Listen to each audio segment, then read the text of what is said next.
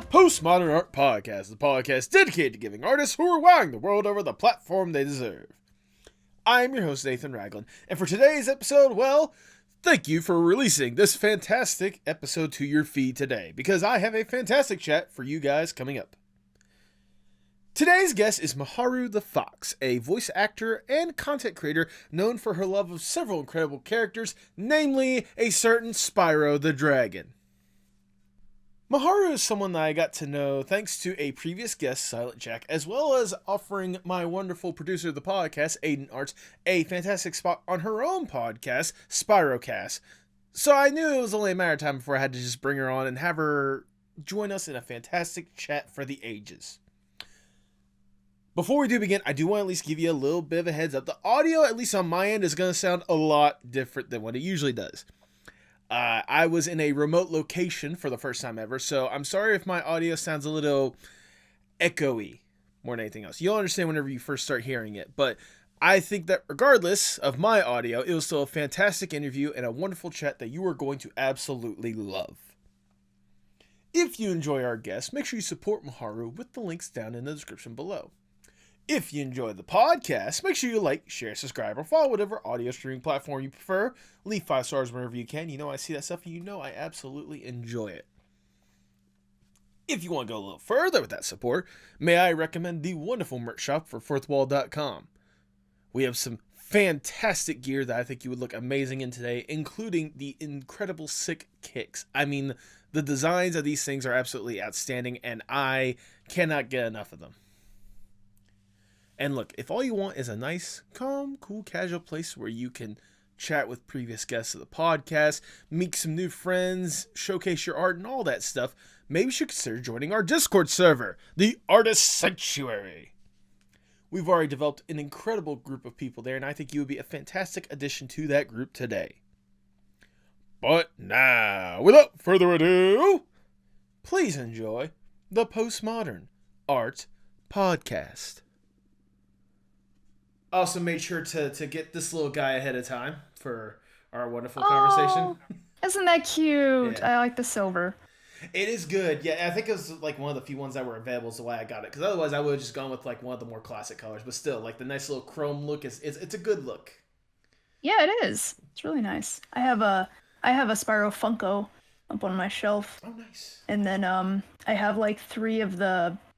I forgot who made those figures, but like U2s. There's it's not the U2s. Oh, it's not U2s, okay. It's like 3 of the figures and they're based off the poses from the box art of the 3 games. I forgot who made those ones. That sounds awesome, honestly. They're cool. All right, Miharu, before we really get going, I must ask the icebreaker question of the podcast, if I may. Let's say you get to go to a deserted island on your own accord. It is just you, alone with your thoughts. You get to kick back, relax, breathe. Get to truly enjoy yourself for a little bit. With accommodations, you're not stranded on an island. It's like a little personal, B&B vacation house, more or less, just away from society for a little bit. Mm. To help make sure you don't go completely insane on this island, you can bring one piece of media or one piece of art with you to help with whatever kind of headspace you want on this island. If given this opportunity, what would that one piece be? Okay, so when you say one piece of media, like, you mean just, like, specifically, like, one game? Or, like, one, like, book or movie or something like that? I mean, I could be flexible if it's, like, a series of something, like a TV series or something like that, or, like, a compilation of games or something along the lines of that, but... yeah, that's essentially the idea. Okay. If that is the case, God, that is really hard. If I had nothing else, I could only bring one thing. Because I have so many favorite things. It's like a toss-up between it's like Spyro Reignited Trilogy, because then I would have the 3 games in one. Right. Fair. Or if I had no other movies, then I'd have to bring The Lion King, my favorite movie. Okay, both very good choices. It's toss up. Both very good choices for both very different reasons. I feel like we're going to talk a lot about the Reignited trilogy in our conversation, so I'll save that for later, obviously. But I'm wondering why The Lion King is like one of the toss-up choices, more or less. Was that like a movie that you hold like near and dear or whatnot? Like, what is the importance of that and why you wanted to bring that? The Lion King is my favorite movie, like, ever. Okay. I can quote the entire thing. I don't know how I can do that or why, but I must have watched it so many times as a kid that it just, like, it's kind of burned into my memory. And there are things about it that I just really like. I like the characters, I like the music, the setting, Nala. Yeah. God, I think I think Nala was probably one of my biggest inspirations behind, like, I don't know, just, well, furry stuff in general, but like also voice acting, I guess. Okay. I mean, I can certainly see that because, like, especially, like, I know Nala's was a good performance, but, like, all the performances in The Lion King are just, like, top-notch. Oh, yes. Like, goodness, like, especially the amount of, like, legendary actors of all time that were in that film. But, I mean, like, especially, like, Nala really giving a good, convincing performance one way or another. Like, not very much valid, very much understandable. But regardless, either the Spyro Reignited trilogy or The Lion King. That is your answer. You're locking that in. Yes. Then if that's the case, I cannot think of a better way to start the Postmodern Art Podcast. Welcome, everyone. I am your host, Nathan Ragland. Feel free to like, share, subscribe, or follow whatever audio streaming platform you prefer. You would look fantastic in the wonderful merch, like the one that you see behind me. Check out the fourth wall link in the description below. And follow us on Twitter, Instagram, Blue Sky, and TikTok at Postmod Art Pod for future updates and guest announcements, including today's guest. She is a voice actor and content creator known for her love of purple characters, namely a dragon named Spyro. Welcome to the podcast, Miharu the Fox! Hey guys, it's Miharu. There you go. How are you doing today, Miharu? I am doing great. So this was a little impromptu thing. You just kind of asked me. I did. On the podcast randomly, and I was like, yeah, you know what? That sounds fun. In my defense, I was procrastinating a little, I'll be honest, but it's not like I hadn't considered you for the podcast before. I've obviously known of you because of a good close personal friend that we both have, which is the wonderful Silent Jack, Nathan Got the Cube, which obviously we'll talk about your connection later on. But and obviously you also did a fantastic job talking with producer of the podcast and a very close friend as well, Aiden Arts, on your podcast, Spyrocast. That's right. So I feel like, if nothing else, I feel like this is kind of my way of thanking you for getting him on as well, because I know that I listened to that conversation. It was a fun conversation. Thank you guys. It was fun. Especially, we had that whole thing about childhood fears or whatever. Oh my god, that was a crazy one. It was really a crazy one. But regardless, it's not like I wasn't unaware of you and what you were producing. So I knew it was only a matter of time before we really got into kind of what you're producing these days. But before we start discussing what you're doing nowadays, I want to go back just a little bit and learn more or less the origin story of Miharu. What got you interested in art in the first place? In art? Well, art is just a hobby for me, but I kind of always like to draw stuff. Okay. I was always the person who was drawing in school, on the corners of my papers of my work. Drawing on my homework, all Honestly, that good fair. stuff. Fair, valid. I think I was exactly the same kind of way. And so it also makes me wonder as well, I kind of should have illustrated as well, but what about voice acting? That's a good art form as well. What got you interested in at least voice acting or voice actors in the first place?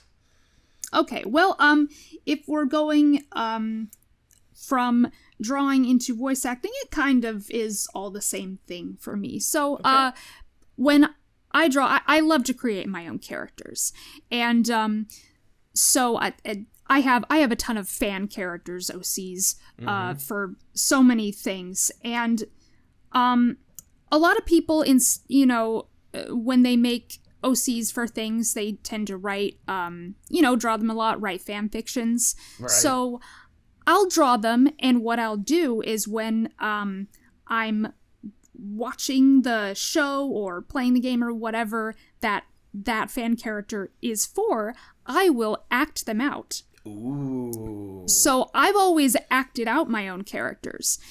And that sort of got me interested in the voice acting field in general, because I never really thought of it much. I knew that I liked acting out my characters, but I just voice acting wasn't a thing that occurred to me as a kid. It wasn't like a career that I had thought about. But, as I got older, in my teenage years, I realized that that's my true passion. And I just like acting. So I've taken drama and stuff, but, live acting really isn't much of my thing as voice acting is. Well, right. I mean, it's all well within the same realm, but I mean, voice acting just gives you that more or less freedom and creativity to really act out scenarios that you may never see in real life drama, more or less. But I mean, especially the fan character thing that you establish. You described that, I'm like, oh my god, I totally did the same exact thing. I always try to insert myself in certain either books I would read or certain shows or whatnot, just have that personal character and almost acted out in my head or whatnot. So I totally get where you're coming from with that sort of thing. I guess every kid has that little creativity at one point in their life, Nice, yeah. Goodness. So you kind of mentioned it a little bit, but I'm genuinely curious, when did it go from just a general love for the arts and voice acting and such to a passion and truly wanting to make it your career?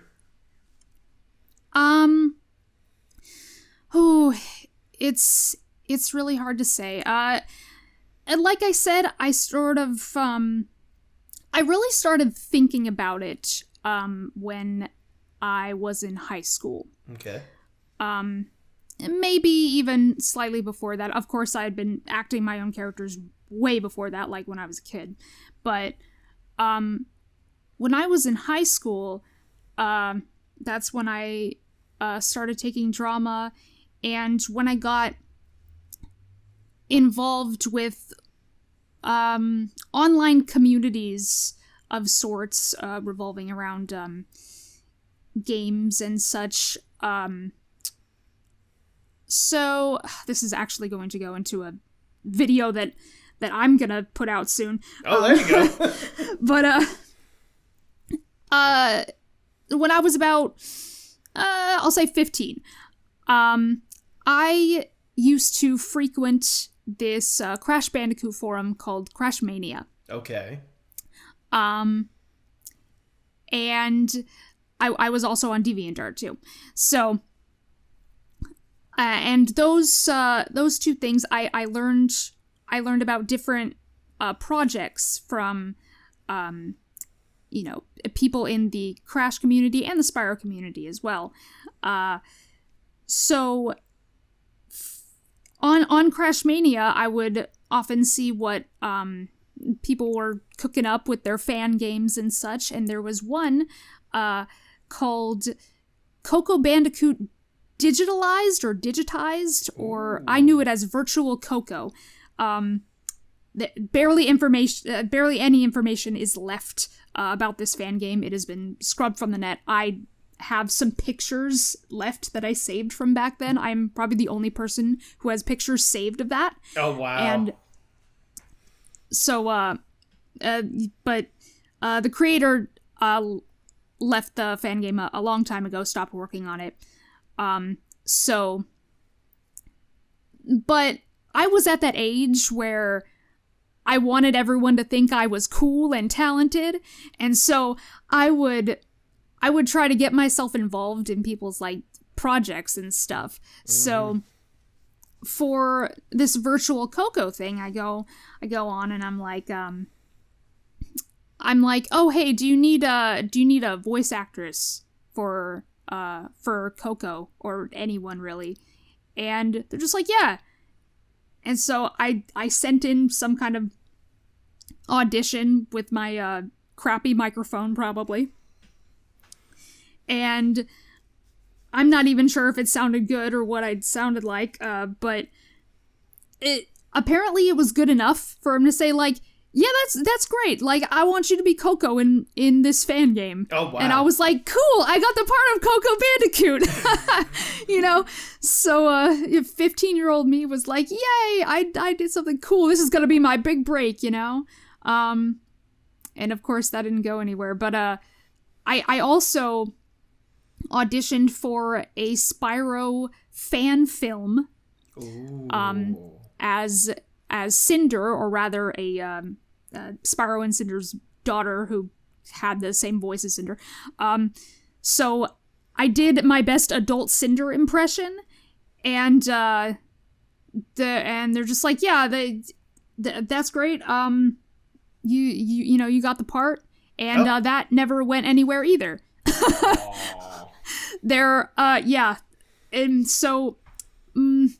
A lot of my teenage years were spent auditioning for projects that just never saw the light of day. So that was really unfortunate. I mean, I feel like that's just a case of, like, at least the indie scene at that point, more or less. Like, it's either like people were, like, doing everything on their own, so they didn't need really anyone else for it, or, like, there was a lot of promise for some cool stuff, but then never really went anywhere. I mean, no fault to you, obviously. I mean, the fact that it was a good foundation for what was to come, more or less, I think that's honestly a good way of looking at it. But speaking of foundations, the thing that I at least noticed when you were talking about, you know, the fan games or like the fan films that you're part of, is they're part of a very distinct era when it comes to gaming, and that was the era when we have Crash Bandicoot and Spyro the Dragon. Now, I'm genuinely curious, how did you get first introduced, words are wonderful, how did you get introduced to those amazing, like, cultural milestones when it comes to video games? How did you get introduced to that kind of world of gaming? Okay, so my very first console was a Super Nintendo, or a SNES. However, I am not a Nintendo gamer, and I never really have been.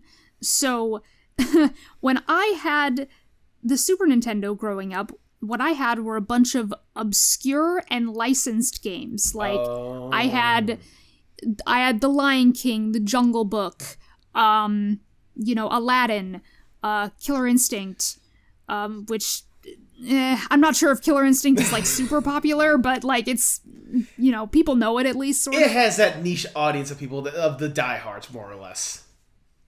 Yeah. But those were the games I had. So I never played Mario or Zelda, or just, like, it just wasn't, just wasn't my thing. I just didn't play those. And then for one of my birthdays, I forgot how old I was, but I was, I don't know, probably around 6, 7, somewhere around there. I got a PS1. Okay. And with that, I got 2 games, Xena Warrior Princess and Spyro the Dragon. Spyro quickly became everything to me. That was unlike any game I have ever played. Like, at the time, it was just so different to me, because, playing those games on the SNES, it was just, a bunch of, like, side scrollers and whatnot, and I had no idea what I was doing or what games were, or that games could have story, that they could tell stories and have interesting characters to interact with. I didn't know. And so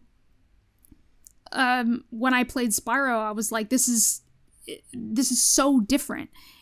And I just remember thinking that, I needed all the games that, came after it. Like, when Spyro 2 came out, I was just like, yeah, I need Spyro 2. So I got that. I played it. That was the first game I ever 100%ed on my own, was Spyro 2. Okay.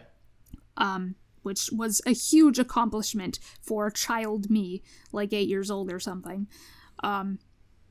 I remember I remember my dad had ordered the guidebook for me. Oh, and wow. I beat the game before it arrived. And I was like, oh my god, I did that! But yeah, it was so funny. That's just one of my favorite memories. And then Spyro 3, which is my favorite game of all time, I got for Christmas of probably 2000, the year it came out.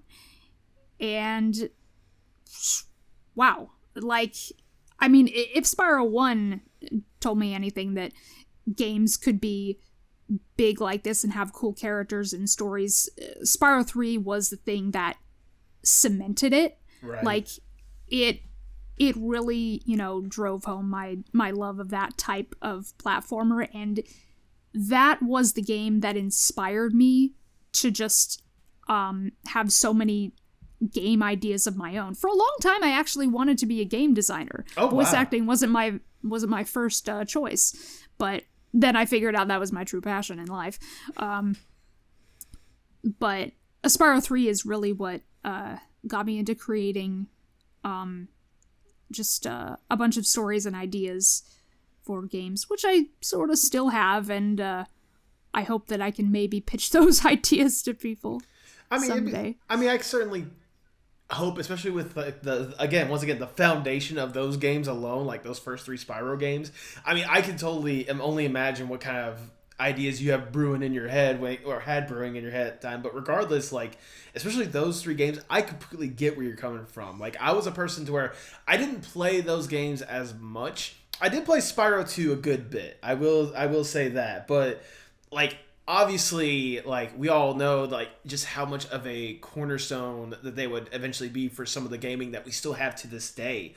When it came to, like, character designs, how the characters interacted with each other, a level development or, like, level layout and such. Honestly, like, I don't know where gaming would be without certain games like that. Like that, like I said, back in the day with that and Crash Bandicoot, like, they really were, like, a revelation when it came to games in general. So I can see how young you just kind of, like, latched onto that. Exactly. Like, and so many people will be quick to talk about how Crash specifically, like, revolutionized, let me say that again. Revolutionized, like, the gaming genre when it came to platformers. They're just like, oh man, Crash Bandicoot, Mario 64. You'll hear so many people talk about that, right? And nobody ever talks about Spyro. Like, they seem to just kind of leave it behind when, talking about, it's like, oh, Spyro never did anything to, like, change the landscape or whatever. It's like, oh, Crash Bandicoot. It's like, listen, I love Crash. The first one I played was Crash 2. But I don't know. Spyro just had something, you know? It had that something that Crash didn't have. Crash was just, and it was great, but it was too linear. Mm-hmm. And Spyro was more open, and that's what I preferred. I mean, you can't tell me that for the gamers out there, you can't look at a face like this and tell me that this little guy did nothing. I mean, there was certainly a lot that Spyro really did a lot when it came to just gaming as a whole. I mean, I'm with you when I say that we need to put some respect on Spyro's name, especially now more than ever. Please, for the love of God, make Spyro 4. Please! Well, it's what we're all hoping for. But I love hearing that, like, that was obviously, like, like, one of the first things that you really, like, fell in love with more than anything else. Like, especially with some of the ways that they did their, like, storytelling and stuff like that. Like, I know you said that, like, Spyro 3 is your all-time favorite game. Is there a particular reason why that's the one you cling on to more than the others? It's mostly for nostalgic reasons, because I remember that Christmas morning so well. And just, I spent every day playing that game and trying to get as far as I could in it, and I would constantly talk with my friends about it, even though they had no idea what Spyro was. When I was a kid, nobody knew what Spyro was. Oh, wow. I grew up in that kind of environment when I really didn't have any friends to talk to about that kind of stuff. So it was a little hard, but it's not like I didn't tell them everything I knew, and was trying to shove all that information down their throats. I was like, aha, I am the Spyro expert. But yeah, and it's just so many memories are like just stuck to that game. I remember finally beating Spike for the first time. That is the most notorious boss in that game. It took me so many tries, and I was so happy when I finally did it.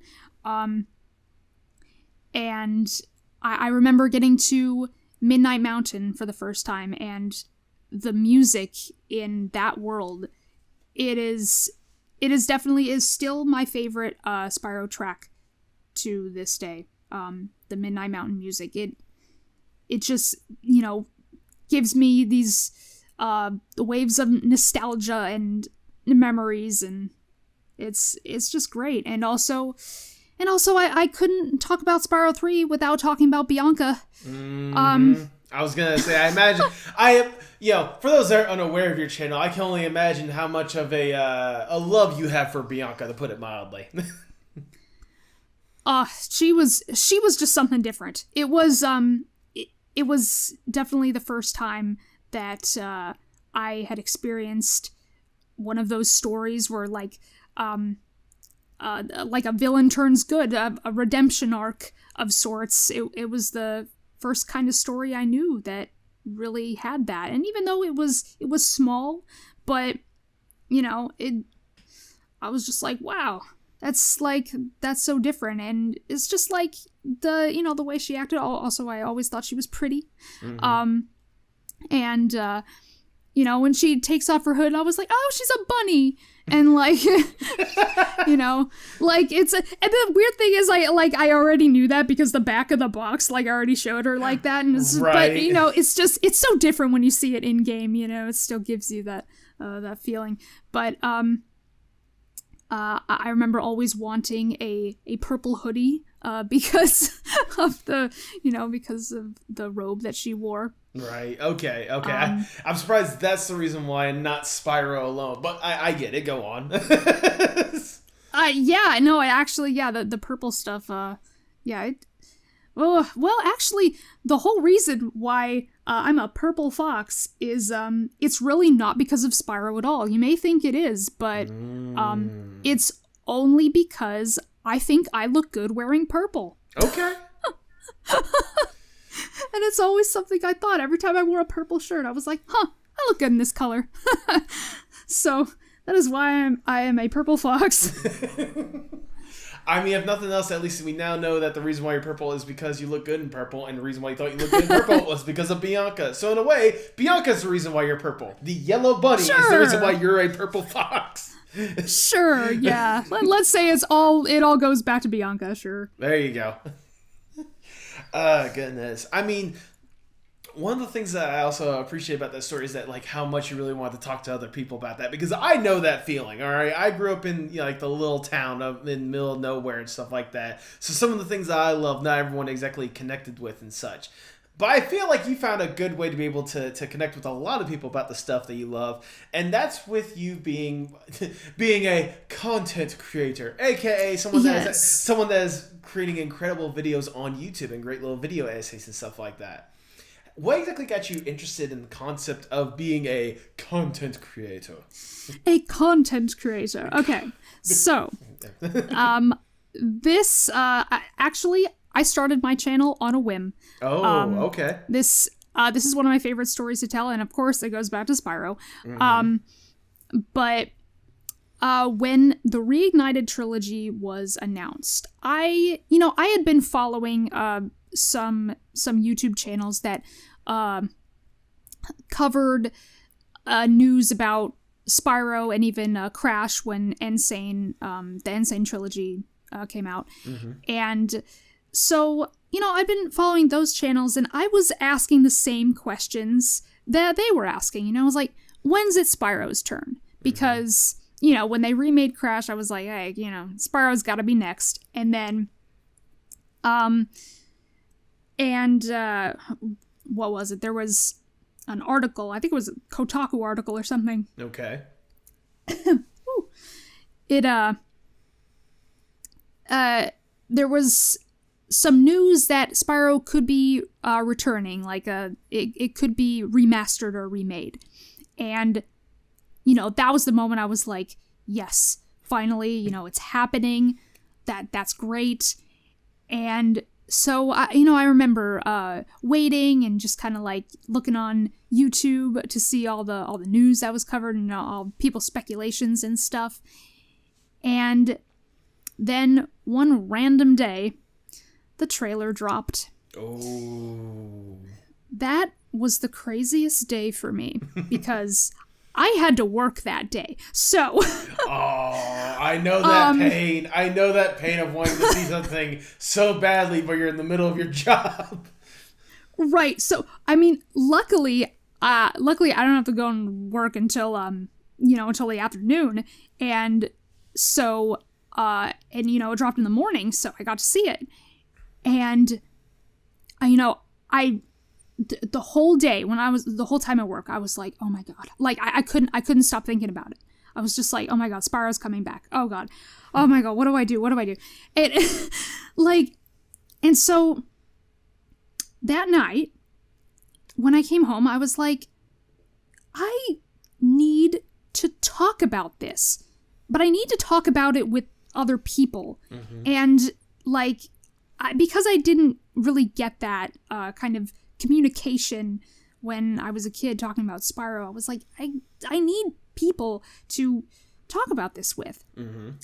And so I said, okay, well, I'm going to watch the trailer and I'm going to do an analysis on it.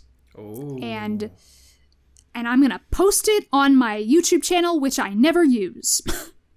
Because I had the channel, I had a channel for, years before that, but I was just, posting little, I don't know, AMVs and stuff, or parts of AMVs for, other people's projects. But I didn't really use it for my own stuff. And so that night I said, okay, well, I'm gonna analyze this trailer, and I'm gonna post it here. That's what I'm gonna do. So I did that, and surprisingly, I got responses, and, people were just like, oh yeah, they're talking about this could totally be like this or that, and we're talking about how the dragons could have a bunch of different clothing to represent who they are and stuff, or what type of dragon they are, because everyone when people saw the hat on Nestor, the internet went ballistic, and they're just like, dragons shouldn't have clothes. But I was like, oh, that's so cool. And then I started talking about that in my analysis, and then people were just like, yeah, that is cool. And I reached that part of the community where we're all kind of on the same page, and we were all excited. And it's that feedback that I got from that video, and I said, hey, this could be a thing. I could actually, do something. I can make something out of this. And from that day forward, I rebranded my channel into a Spyro-centric type channel. I was a Spyro tuber from that point on. And I didn't actually rebrand it into Miharu the Fox until a little bit later. The channel name still went by my real name, but okay. I would always begin the video with, "Hey guys, it's Miharu," because that is a nickname that I've had since high school. I got it from a Japanese name generator. Oh wow, really? I was a weeb, but I did take Japanese. I did take 4 years of Japanese in school. Okay. So, but anyway. So I've always been, called Miharu. Yes, you took 4 years of Japanese and all you got from it was your YouTube name from it. Yeah, exactly. that's all the information I retained was how to. how to say one name. Oh, that's hilarious more than anything else. I am curious though, because you said you only relatively speaking, when it comes to the channel or whatnot, you only recently rebranded as Miharu the Fox. Why exactly did you decide to go with Miharu as the Fox, the way to represent yourself? Like, why is that the go-to persona for you? Okay. First of all, it wasn't exactly recently. It was just like a little bit after. Okay. Like the reignited stuff started, so it was still 2018. Okay. But you know, so but anyway, like I said, I always introduce myself as Miharu, and I was like, okay, why am I introducing myself like that when the channel name is not that? But I think it was because it was linked to my like Google account or whatever, and I like couldn't change the name or something. That's like back when the Google thing was being weird. But anyway, when I finally was able to change the name, I was like, okay, I'm changing it to Miharu the Fox because a fox has always been my mascot, and that started, that goes back to the whole drawing thing, because a long time ago I started working on a comic, which I never finished because drawing takes a lot of effort, and so I was gonna do a comic with animal characters, and one of those was a fox. I don't know, her name was like Fiona or something.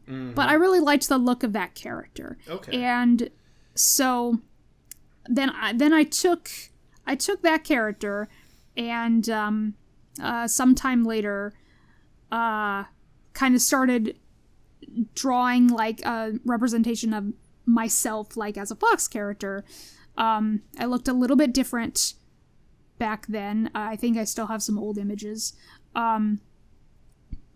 But yeah, so that quickly became my persona. And I was like, yeah, okay, purple, looking purple, purple fox. Yeah, foxes are good. I already have this basis for a fox character, so I guess I'll just use that. And it kind of all blended together until I got this simple but cute design. I mean, that I was proud of. I mean, I think it certainly works. In fact, that, like you said, a lot of people seem to instantly cling to it. I mean, you don't get 11,000 subscribers out of nowhere. You know, I imagine that part of that is also obviously the hard work that you've put into your channel, putting out good quality content one after another more than anything else. Which I'm genuinely curious, because obviously there's a good bit of topics that you've obviously tackled, you know, when it came to Spyro and all different aspects of gaming or whatnot. What exactly is the process for you? Like, how do you go from like a simple concept for a video idea to fully executing it? Okay, let's see how I answer this one. So it actually was just recently that I started getting all my ideas organized, because before that, everything was just like, oh, it's all up in the air. I have no idea what I'm doing. I'm like throwing things at a dartboard. Let's see what we got.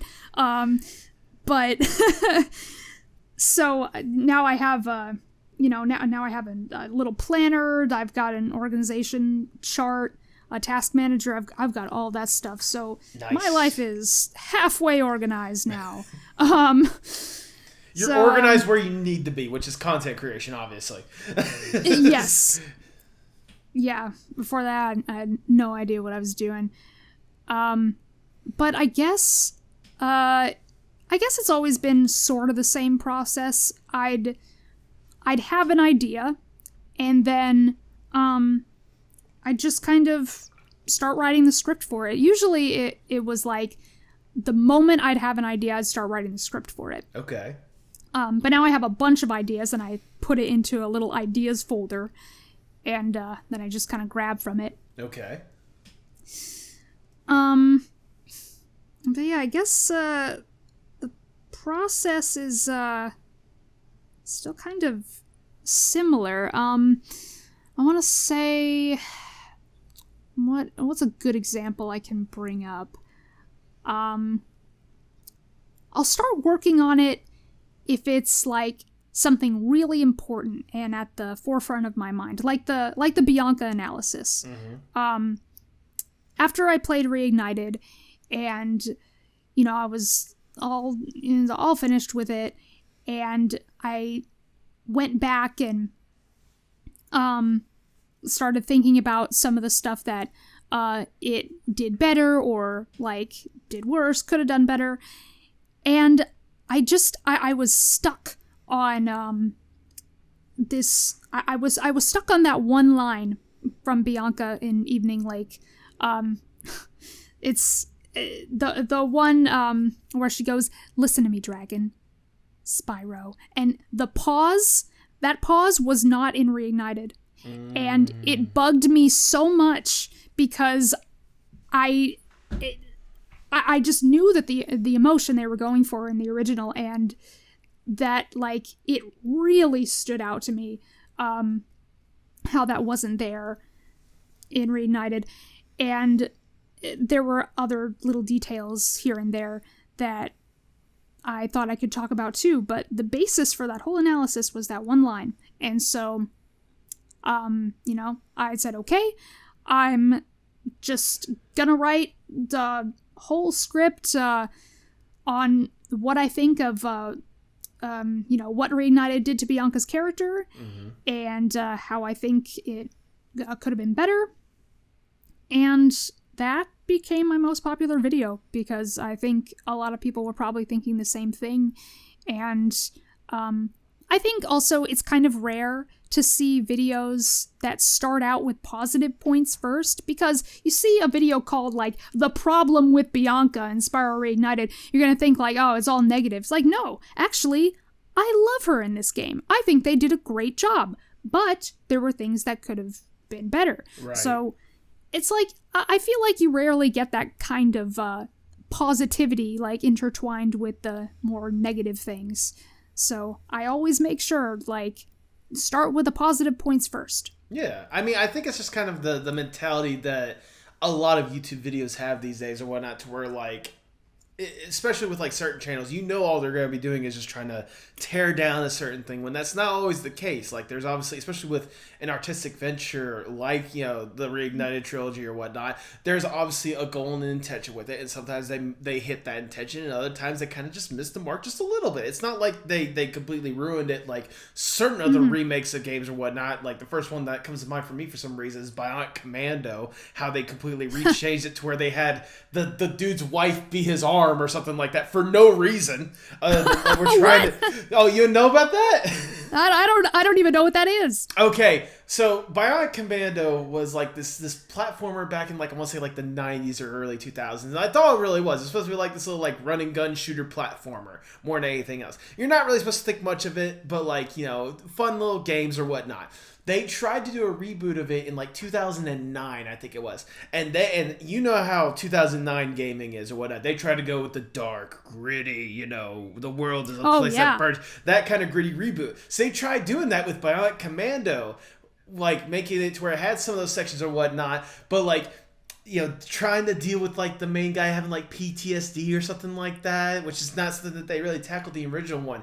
And one of the major plot twists that everyone is supposed to expect, because in the original, and obviously in this reboot, the unique gimmick was like this cool arm that your character has, because it has like a little grappling hook and like cannons and stuff like that. Like, it's a cool weapon that you're supposed to have. The gimmick that they tried to go with for this gritty reboot is your wife sacrificed her life to be in this arm to help you save the world.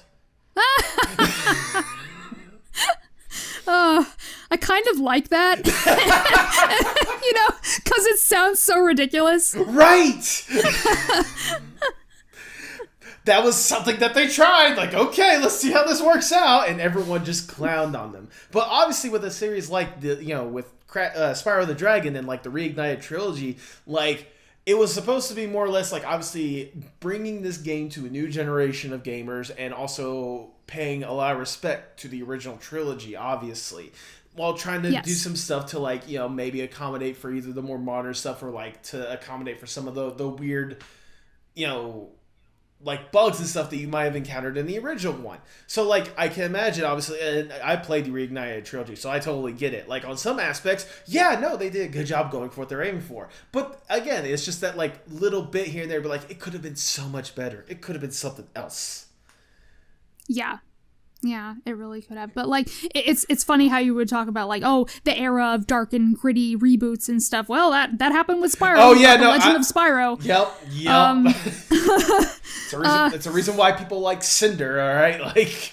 Yeah, hey, I love Cinder. I think she's, probably the best thing to come out of that, because Legend, it wasn't my thing personally, but I do understand why a lot of people gravitate toward it. I mean, I think a lot of people gravitate toward it because what idea of a Sparks voiced by David Spade doesn't sound interesting to anyone? Yeah, sure. It's Sparks voiced by David Spade, then Billy West, and, Well, I mean, Billy West made sense, but David Spade, I mean... What about Wayne Brady? Anyways, no, I'm kidding. Who doesn't love Wayne Brady? Wayne Brady's a gem, all right? Yeah. No, but it's cool to know that, like, it's cool to hear kind of like how the process is for you, more or less. And like, I think you may have mentioned it, but I'm genuinely curious. We know what your most popular one is, being that, the problem with Bianca. Do you have a personal favorite video, whether it was kind of, it was executed the way you had perfectly imagined it, or it was a topic you really wanted to talk about, or just the reception for it was something else? Do you have a personal favorite of the videos you've produced? Honestly, I'd still say the Bianca one is my favorite, okay. But I do have some others. Like, honestly, I love how the Enter the Dragonfly retrospective came out. That was like, oh my god, that came out like pretty much flawless. Like, that was my vision. Like, thank you so much, Mark, for editing that. As he does so many of my videos. Destination Mark, please go check him out as well. Link will be in the description. Yes. He's also my boyfriend, so yes, that. There you go. So, by the word of girlfriend, please check out channel. No, I mean, that honestly, like, especially how the Enter the Dragonfly is or whatnot, that retrospective. Yeah, I can imagine how the vision is for that one. No, that's incredible to obviously know, like, the different kind of, I guess, love and respect you have for, like, especially Spyro the Dragon. Like, I know kind of hearing that love and being able to really talk about it nowadays and have, like, that cool audience. Again, like I said, over 11,000 subscribers at this point. Really love and appreciate the stuff that you're putting out there or whatnot. But I imagine you also have, like, a good bit of ideas that you really want to push forward more than anything else. Is there, like, a dream video that you've just been chomping at the bit to finally tackle and present to the world? Well, let's see. Nothing in particular, although it kind of goes into what I'm working on right now. Ooh. In April, at the end of April, I have planned quite a big deep dive. I don't think it's going to be like an hour long. I've always kind of wanted to do those hour-long deep dives, but I don't know if I have that much to talk about quite yet. And but I've sort of been getting more into, like, watching deep dive content from other creators, and I thought to myself, I want to do that. I want to go down a rabbit hole and talk about something Spyro related or Crash related that no one else has talked about before. Ooh, okay. And for my April video, what I'm going to be doing is a deep dive into the online community of Spyro and Crash during the late 2000s and the early 2010s. Okay. Yeah, because honestly, like, the content itself versus the community that surrounded it, oh, that's something else. That's some interesting territory you're reaching into. Yes, because that time, that particular era, it sticks out, like, so vividly in my mind, because that was the time when I started getting involved with all those fan projects like Virtual Coco, the Legacy of Ages fan film. And then during my research for all of that, I found out about stuff that I didn't even know about. Oh. Like, recently I did kind of a sort of a deep dive into Spyro fan films just in general, and kind of talking about what went wrong with them and why they failed.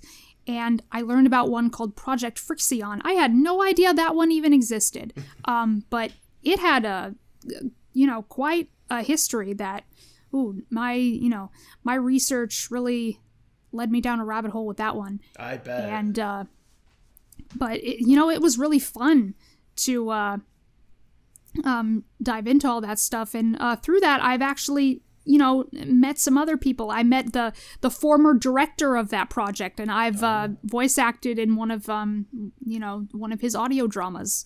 So. Oh, that's cool. Yeah, so it's just like, it's really cool to, do all that research and then find out stuff you don't know and then maybe meet other people through that.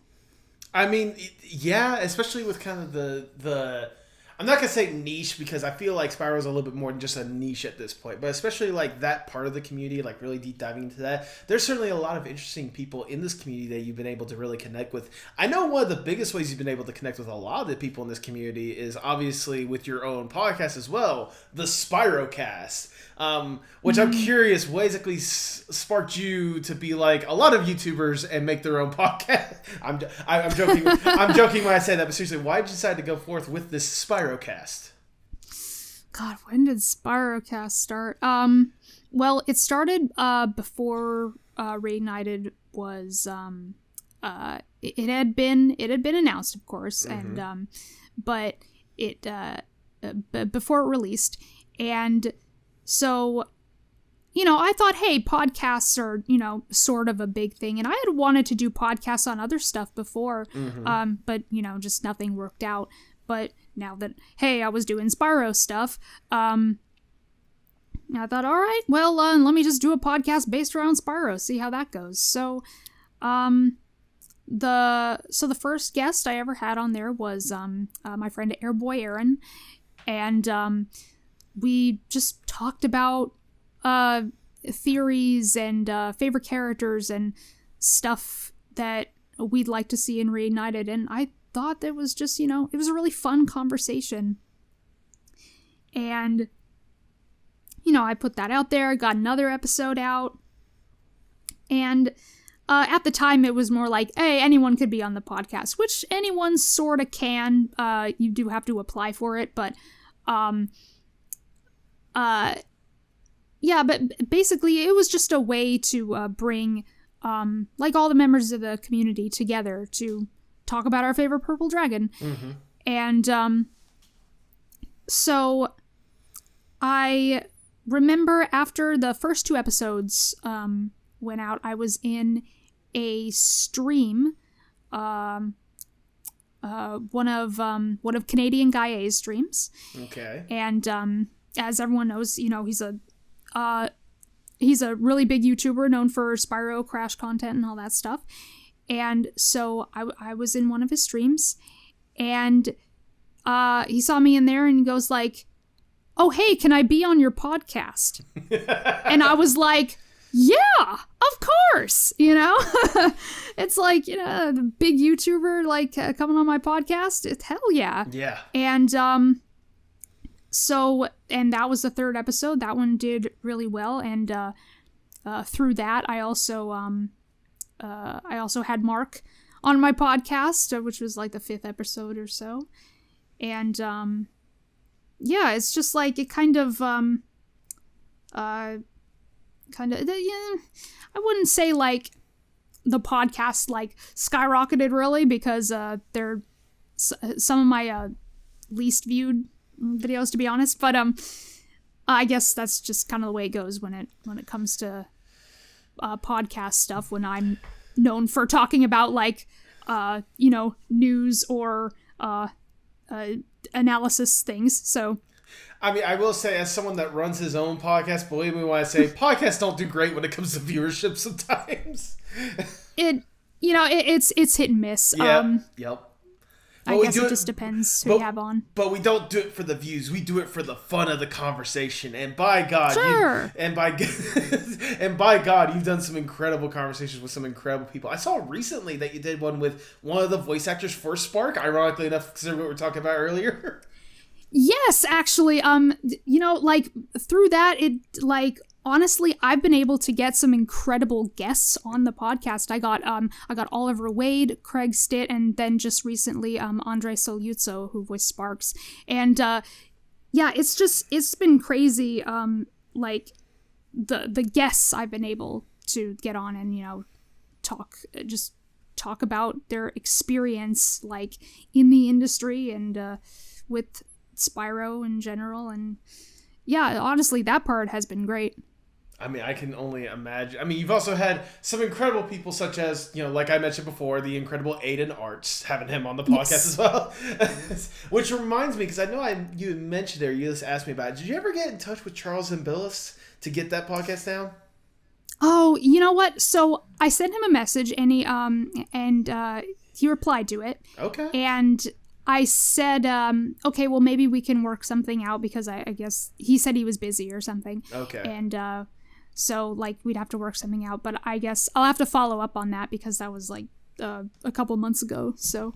Well, I'm glad he did get back to you, though. That was the one thing I was concerned about. Because if he had not gotten back to you, I've been like, let me see if I can get in touch with it for you. But no, regardless, like that, I cannot wait for that episode. Considering the fact that for those that have not watched it, I had a fantastic conversation with him as well. That was over 3.5 hours long, I must note. So if you're looking for a long episode with Charles, you can start here. But whenever Miharu gets him on the podcast, I can only imagine the kind of conversation you two would have. I know, like, oh my gosh, I have to plan out what to ask and stuff. But like from Spyrocast, there have been other podcasts. Like Mark has started the Bandicast, and he's gotten some great guests on that to talk about Crash Bandicoot. And yeah, podcasts are fun. They really are. Which leads me to a question, whether it be for the Bandicast or for Spyrocast or whatnot. Are you going to see if either of you can try to get good old Catechris on the podcast as well? Because I can imagine, especially with him being a huge Crash fan and also doing that, 1 million, subscriber special of reviewing all the Spyro games. I can only imagine the kind of conversations you or Mark could have with him. Because Caddy's obviously a bigger fan of Crash, Mark has tried to get him on the Bandicast. He has had conversations with like his agent or someone like that. Okay. I don't think anything has come of it, but yet. Yet. But I think he's gonna keep trying. Okay. Well, I know that I will certainly have my eyes and ears peeled for whatever that opportunity comes up. Just as I imagine you've had your eyes and ears popped up for opportunities, not just with more guests when it comes to Spyrocast, but also going back to kind of the voice acting aspect that we kind of mentioned more towards the beginning of the episode. I mean, on top of having the opportunity to put forth such incredible YouTube videos, you've had an opportunity to really get yourself really invested in voice acting since that was kind of an interest with those fan films early on. Like, I'm genuinely curious, what is it about voice acting that really, like, creatively gets you going? Like, what makes you want to invest yourself in voice acting? Oh, that's a question. Well, it is indeed. I'll tell you right now, whenever I go to conventions and like meet voice actors, I'm always like one of those people who was like extremely starstruck, and I'm just like, oh my god, you're so cool and talented. Like,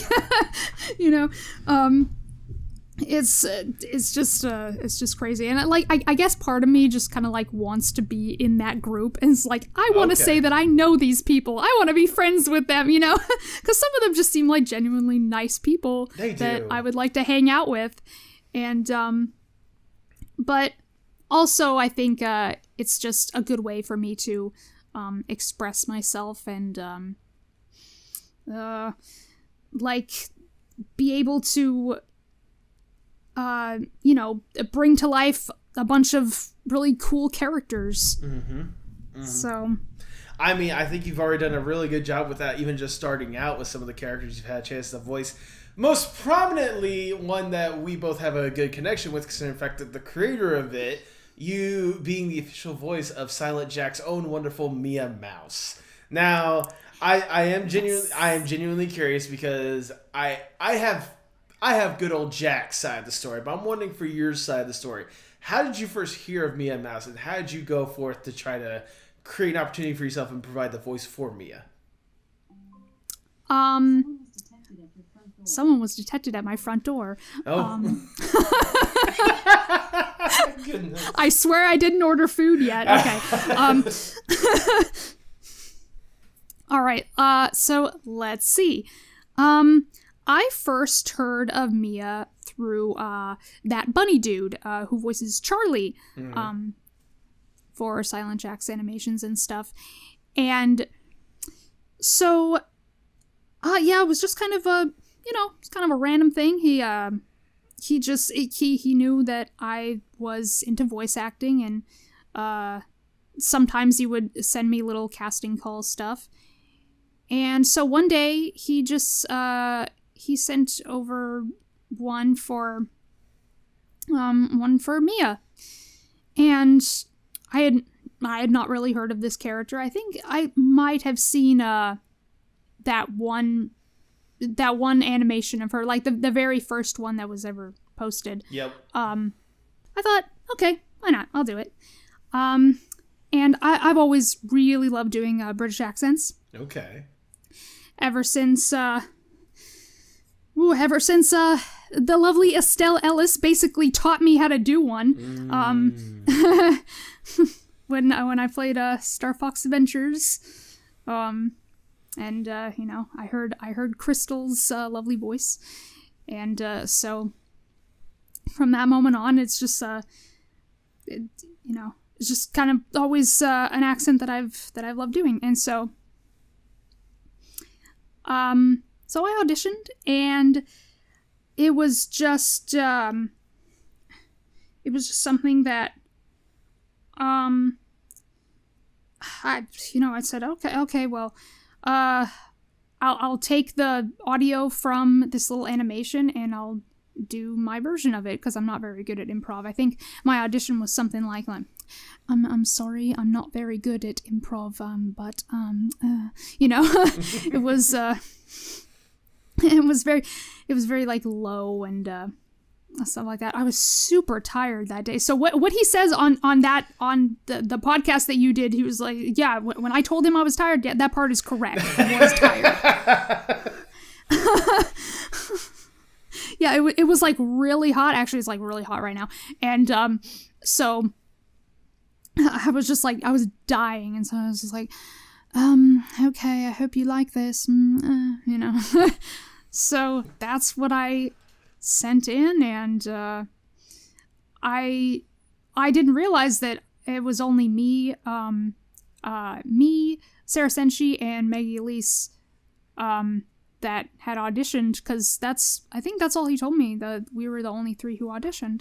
Oh wow, really? The only 3 who auditioned? I thought the way that he worded it is he narrowed it down to you 3. I didn't realize it was. Did he narrow it down? I feel I feel like I'm misremembering if that's what he said in the podcast or whatnot, but I feel like that's how he worded it. I could be wrong, but okay, because I don't think he ever specified either way, because for some reason I thought that we were literally the only 3, but it could have been more. And so but knowing that it was narrowed down to us 3, me realizing that Maggie Elise and Sarah Senshi were bigger voice actors than me, especially Maggie. I knew she had, she was a professional, so I was just like, ooh, going up against a professional, it's kind of crazy, but just like, all right, give it a shot anyway. And so when I got that response from him going hey, you're the perfect fit for this character, I was like, what, really? It was insane, because I'm just this small person is just kind of doing voice acting. At that point I really wasn't even doing a ton of auditions, because I was busy working on my channel, and I wasn't as organized as I am now. I mean, now I'm doing a ton of auditions. I'm on Casting Call Club, and I'm putting auditions out there all the time, because I really, because it is my passion, and so I really wanted to pursue it. Right. at the time when I got the part of Mia, it was just like, I was so tiny and insignificant, I thought. And so it was crazy to me. So I was just like, okay, all right, I'll do my best, for these wonderful animations that he's doing. And I'm just like, okay. And so, it was crazy. And the fact that I was getting paid for it too, I was just like, wow, Wait, you're telling me I get to have fun with this fantastic character and I get paid for it? All right, where's the cameras? Where's the prank? All right, where's Ashton Kutcher in the background? Like, I was just like, all right, I'm gonna do my best here.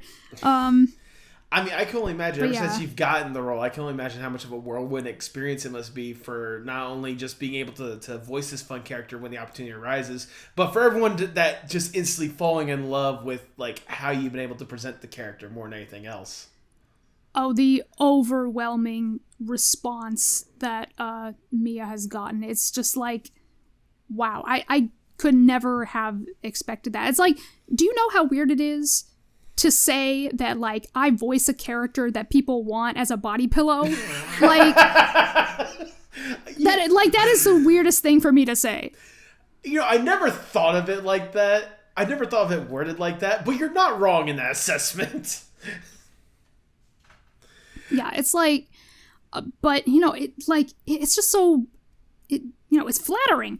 And the people constantly comments going just like, oh, I love her voice. It's like so great. It's so perfect. And I'm just like, you really like it? They love me. They really love me. They really like me, I mean, speaking from a personal standpoint, I just gotta say, like, your performance of Mia Mouse, like, you really nailed, like, her like, not just the voice, but you really nail, like, her aesthetic, like, her mentality, her attitude more than anything else. Like, you've done a really good job really embodying that kind of, like, almost shy, timid or whatnot, like, timidness to it or whatnot, but really, like, I could go on gushing about it, but seriously, you've done a good job really embodying that character. Yeah. Thank you. I think part of it is because that's a lot like me in general. Okay. Like, I'm an introvert, so, like, it just kind of comes naturally. But well, actually, being on YouTube has kind of helped me, break out of my shell a little bit, because before YouTube, I would have never been able to do this. I would have never been able to, like, talk on a podcast like this at all. Well, there you go. But hey, I'm here and I'm having fun. So well, good. I mean, I can only imagine, not just with, like, the voice acting stuff, but including, like, the YouTube stuff, all the podcast stuff. Like, just thinking just as a whole, this weird little art journey that you've been a part of, and this content creation journey that you've been a part of. Like, are you amazed more or less with how far you've been able to come along as an artist in one sense or another? Yeah, honestly, yes. It's, like, I look at myself now compared to how I was, and, like, I've really come a long way. There's a lot more I could do. I'm not the most independent of people, but, I, in terms of, how I can speak to people, like, I think I've really come a long way. Well, that's good. I mean, I can certainly see it, at least with our little conversation so far. But I'm glad to know that you can actually really fully see and embody that change more than anything else, especially with this community that you've grown to fall in love with, turning around and returning that love back to you with the stuff you've been able to present in one way or another. I can only imagine how wild it is for you to really have that kind of, like, little corner of the community. Mm-hmm. Yeah, it's been really nice, just to, because, it's kind of crazy when I think about, like, I did always hoping for more subscribers and, like, to grow my channel, but, like, I hope I never get too big to where I just kind of, like, forget what it was all about in the first place. Right. I kind of want to keep it, like, this tightly knit community that I got going on. Like, I really like that. Well, there you go. Well, For this next question, if I may, let's give you an opportunity to go above and beyond. I know you said you kind of want this little niche corner or whatnot, but let's say I can give you just a little opportunity to go above and beyond in a different manner. Let's say I am Big Shot Mr. Moneybags. I get to come up to you and I'm like, look, Miharu, we know you can do some incredible stuff. We've seen what you've been able to accomplish in one way or another. We just want to give you a little extra push, a little extra platform to really get you to that next level more than anything else. We have access to everyone and anyone in whatever industry possible, and more money than there should be possible. We really should be, focusing on paying the animators. The guild thing is coming up really soon. We really need to pay those people. We'll focus on them in a little bit. Right now, we are focusing on you and you alone. If given this opportunity, what would be the dream Miharu the Fox project? I want to be in a Spyro game. You want to be in the Spyro game? Okay. I mean, I feel basically the same. I'll say I feel like the obvious answer is just how you grew up in love with it or whatnot. But how much would it mean for you to truly have an opportunity to be in a Spyro game? Honestly, it would mean everything. Knowing that that's the thing that started my channel as it is, and that's what led me to grow in such a way. It would mean everything for me to be in a Spyro game, even just as one of those level NPCs that you talk to for a minute, and then it's just all right, that's me. There I am, Gary. There I am. But well, honestly, hey, if I could voice Bianca, that would be amazing. That would be something else. But for right now, if I could just get a small role in a Spyro game, hey, if I could be a Fox character, one that looks like me, I'd be yeah, that's great. Then I know then I would know that I have made it. You know what? Let's start the hashtag, people. Hashtag get Miharu in Spyro. Let's get it going, people. Hashtag Miharu the Fox for Spyro. Miharu the Fox for Spyro. There you go. I mean, hey, if nothing else, with this kind of infinite power that we're given to you and whatnot, hell, you could make the next Spyro game. We'll give you the people to program stuff like that, and you can find a way to insert yourself in it. There you go. Yeah. If I had the power to do that, I'd be all right, I'm making a Spyro game. I'm putting myself in the lead role. I am Spyro. I'm going to be Spyro. You are Spyro. Man, this Spyro plays weirdly. It doesn't fly, doesn't shoot flames or anything like that. It just talks about how Bianca is something else. It's weird. I don't even think it's Spyro, even though it's called that. The title's misleading. Man, this is the last time I'm buying some bootleg. This isn't a bootleg. This is an official release. Are you kidding? And no one ever talks about it for 10 years. And then some other YouTuber comes up and be like, "What was up with this Spyro game that just released?" Yeah, it's lost to time until it's someone years later. You're so what was up with that Spyro game a few years back, huh? Yeah, they do a whole deep dive on it. You are beginning the next cycle of YouTubers. That's what you're doing. You're setting up the future. Yeah, that's what I hope to do. That's the plan. But sadly, we gotta get down from the dream scenario. We gotta get back to reality, and I'll ask the ever so generic question: where do you hope to see yourself in, say, 5 to 10 years from now? That's kind of a weird question, because that goes into probably some personal stuff. Okay. Just kind of my own independence, which is honestly the hardest thing for me right now. Okay.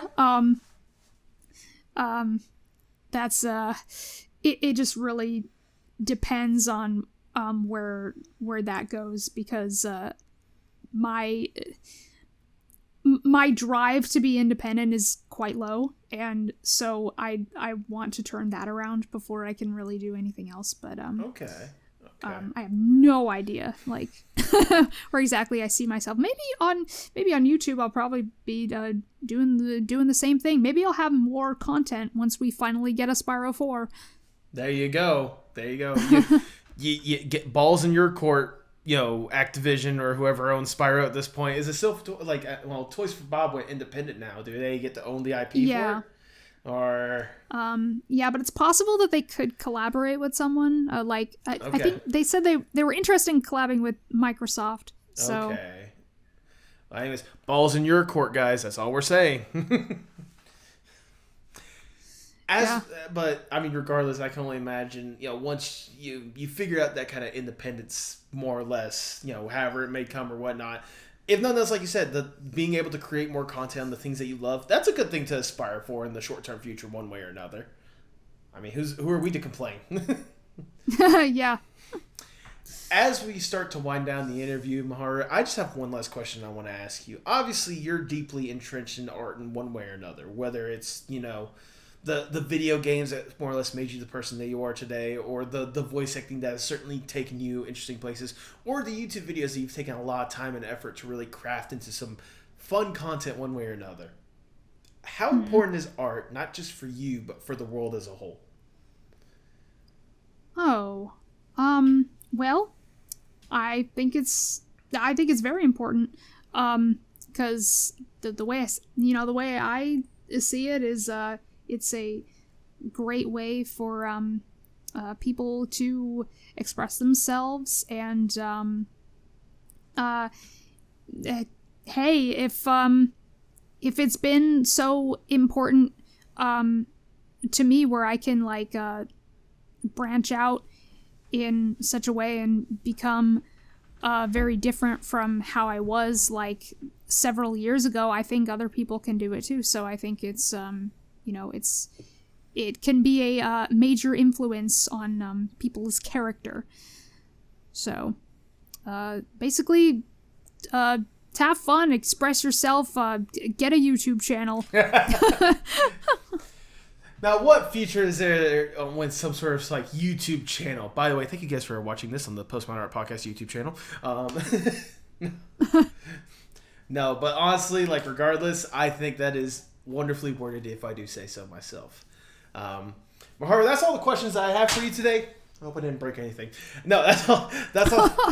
I didn't. It just it landed on this, which I brought for no reason. Anyways, but regardless, that is all the questions I have for you. I've already showered you with a whole bunch of praise, but I'm gonna show you a little bit more because it's my podcast. I do whatever I want. No, in all seriousness, Miharu, ever since I first became aware of you, whether it was through good old Silent Jack, good old Nate, hearing you really put forth a great voice when it comes to Mia, or actually getting a chance to really deep dive into your videos and like see like the wonderful conversations you've been able to have or the wonderful videos you've been able to put out, I could always tell that there was something really interesting and special with you. Like I could really tell that no matter what field you kind of put yourself into, you put a lot of it out there. Like that love and passion you have, whether it be for the stuff you're making YouTube videos about, or the voice acting that you're really putting forth and like really having a good time, really embracing whatever characters you're given. Like I can tell you put a lot of love and passion to that stuff, and I can't help but love and appreciate that. Getting the chance to really talk with you right now, really learn more about like the inspiration and the passion behind it a little bit more, like it gives me a whole new level of respect for you. And it just makes me more or less excited to see what you're gonna be putting out there, knowing that there's a lot of stuff that you want to do and a lot of plans that you have, whether it be for the channel or with voice acting and stuff. Like it makes me excited to know what's gonna be next for you, Miharu. And whatever you're gonna be doing next, I'm gonna be right by your side, rooting for you every single opportunity that I can get, because I know that whatever you got, it's gonna be amazing. Thank you for what you do. Please keep up the incredible work. Don't stop what you're doing, and thank you sincerely for what you do. Thank you so much. That means a lot to me. That means so much to hear that. I mean, I'm just being honest, because I mean, like you can't, like, especially with, you can easily attest to this, like ever since you've really been on YouTube, or ever since you really got to put in the voice acting and whatnot, it takes a lot to put yourself out there like that sometimes. And like you might put something out and you might not know who's going to receive it, but whenever you see that love and reception for what you put out there getting returned or whatnot, like I can only imagine how elating it is more than anything else. So, I mean, if nothing else, I want to help warrant that a little bit more. So, once again, thank you for what you do. And thank you for the wonderful words of encouragement. I hope I can continue inspiring people as I go along, and maybe I'll learn some new things along the way as well. Oh, there you go. That's all we can hope for at the end of the day. I mean, if you want people to see more about this journey, both past, present, and future, and see what more you'll be able to learn along the way, go ahead and plug your stuff for the people at home. Okay. God, where do I even start? Okay, first of all, please check me out on, Miharu the Fox on YouTube. Yeah, so that's, YouTube, Miharu the Fox. I do Spyro stuff. It's a good start. It's a good start. What the hell am I even doing anymore?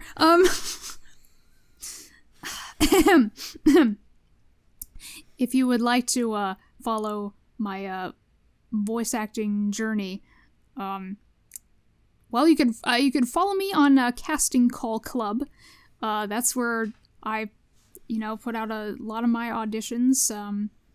And hopefully I'll get into some cool projects. I've been offered cool roles before, so yeah. I hope to be in more video game projects specifically. But yes, Miharu the Fox on YouTube. Miharu the Fox Casting Call Club. Miharu Fox on Ko-fi. I have a Ko-fi page. Please help me reach my new goal. I do voice commissions, so and I have a I have a card, a CARRD card page, so with all my socials on it. So maybe I'll just link that. If nothing else, if you missed any links or whatnot, I'll have them linked in the description below. I got you covered. Don't worry about that. Like, for example, making sure to get your boyfriend destination Mark in the description, like I said earlier. I got you covered there. Yes, please. Do you have any final words before we sign off? Nah.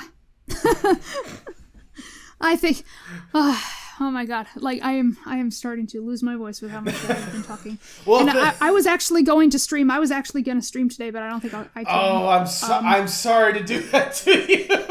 It's okay. You didn't, like, I was gonna be like, because I knew when this was starting, so I was like, okay, maybe I'll have to stream at like 7 or something, and then, but then something came up just now anyway, so I won't be able to.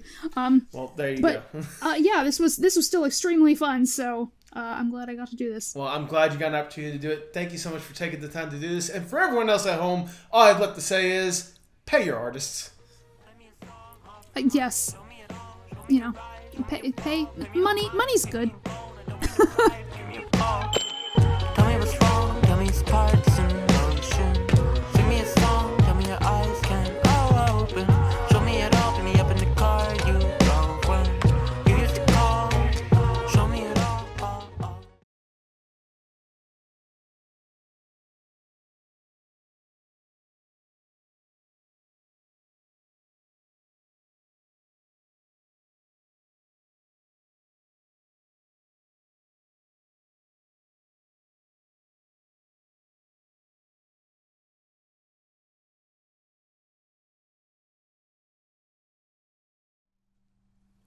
Thank you so much for sticking around to the end. If this is your first time listening, I greatly do appreciate it.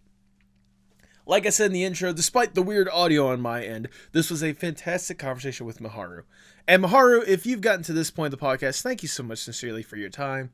It really did mean a lot for me to get a chance to talk with you, especially after the opportunity you give to Aiden.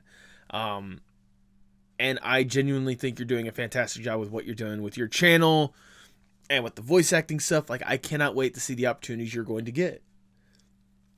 I mean, that's the one thing that always excites me about, this podcast. Getting the chance to know these guests and really get to see the opportunities that they get. I mean, you guys have seen the wide range of guests I've had on this podcast, and some people, like, they've got it made. Like, they've already had, like, their platform set up and everything. But there's some people on here that they get an opportunity to come on here, have a good chat, and then they go on to do some incredible stuff. Like, I'm thinking, like, Jane Gumball, Sarah Fisher. Like, those are just the two that come to mind. But, I mean, incredible people doing incredible stuff. And it makes me always excited to see who I'm going to be getting on next and the kind of stuff that they're going to be pushing forward. April is coming up really soon. And, I like to do my little tradition of Amateur April. Though it's, at least for me, I think it's going to be an interesting month when it comes to April. I know March has been a really interesting month, for better or for worse. And I sincerely hope that it calms down more than anything else. Because I can't lie to you guys. It's been hectic the past couple weeks or so. Dealing with stuff with family, dealing with, all sorts of chaos and moving around from place to place and doing all sorts of stuff. It's just been a trip. But I'm glad I'm able to keep a pretty level head through it all and still do some incredible stuff and showcase some incredible conversations like the one you listened to today. And I just hope that I get to continue to showcase those incredible opportunities to you guys, and I get to showcase the incredible people and see where they could potentially grow as artists and the opportunities that they can develop for themselves. Like, at the time that we're recording, I have 3 interviews lined up, like, ready to go. I got to edit it, but 3 interviews for Amateur April ready to go. And the people that I bring on and the things that they could potentially do and the conversations alone, like, these are some heavy hitters when it comes to Amateur April. I'm not going to lie. It just also makes me excited what they're going to be doing next. Just like I'm excited for whatever you guys are doing next. I always champion you guys and always want to see you guys succeed more than anything else. And I hope you guys all get the opportunity to succeed and do some incredible stuff.